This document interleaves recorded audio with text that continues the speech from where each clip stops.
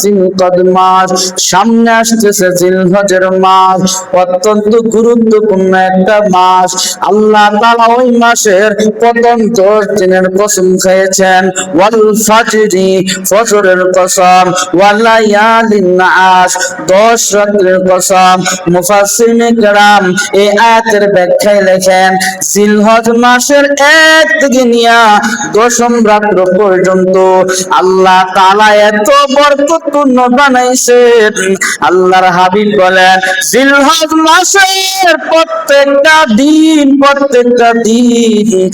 1 বছর নফল রোজা রাখলে যে পরিমাণ সওয়াব, আল্লাহ প্রত্যেকটা দিনে এই পরিমাণ সওয়াব রিজার্ভ করেছেন। সুবহানাল্লাহ।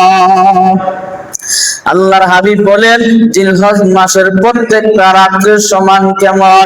বলে, প্রত্যেকটা রাত সবে কদরে যে পরিমাণ সওয়াব আল্লাহ দান করেন, জিলহজ মাসের প্রত্যেকটা রাতে আল্লাহ তাআলার হাবিব বলেন, ওই রাতে ইবাদত করে যদি কাটাও, আল্লাহ তাআলা সবে কদরের রাত্রে ইবাদত করলে যে সওয়াব হবে, আল্লাহ সেই পরিমাণ সওয়াব আমলনামায় দান করবে।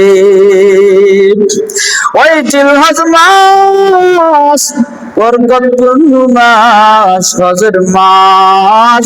ওই মাসের কয়েকটা আমল আছে। আল্লাহর হাবিব বলেন, 1 নাম্বার আমল হলো জিলহজ মাসের চাঁদ ওঠার আগে আগে, জিলহজ মাসের চাঁদ ওঠার আগে আগে মাথার চুল, মোষ, বিভিন্ন জায়গার পশমগুলো পরিষ্কার করা, হাত পায়ের নখগুলো কর্তন করা।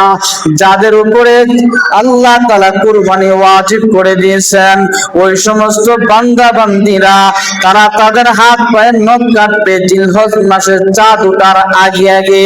কুরবানির আগে পর্যন্ত তার চুল আর নখ কাটতে পারবে না। এটা হলো সুন্নাত।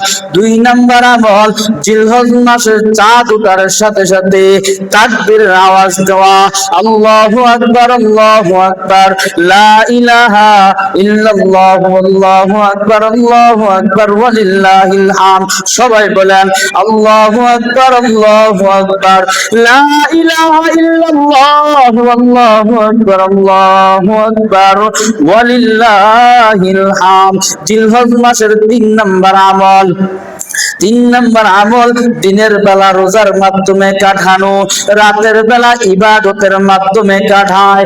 এমনি অন্য বর্ণনা পাওয়া যায়, আল্লাহ মুসলমানের জন্য 2টা ঈদ বরাদ্দ করে রাখছেন। একটা ঈদ হলো ঈদুল ফিতর, আর একটা হলো ঈদুল আজহা, কুরবানির ঈদ।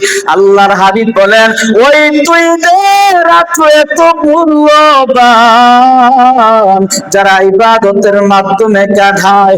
আল্লাহর হাবিব বলেন, 1 বছর ইবাদত করলে যে সওয়াব, ওই ঈদের রজনী 1 রাত্রে ইবাদত করলে আল্লাহ সেই পরিমাণ সওয়াব দান করবে।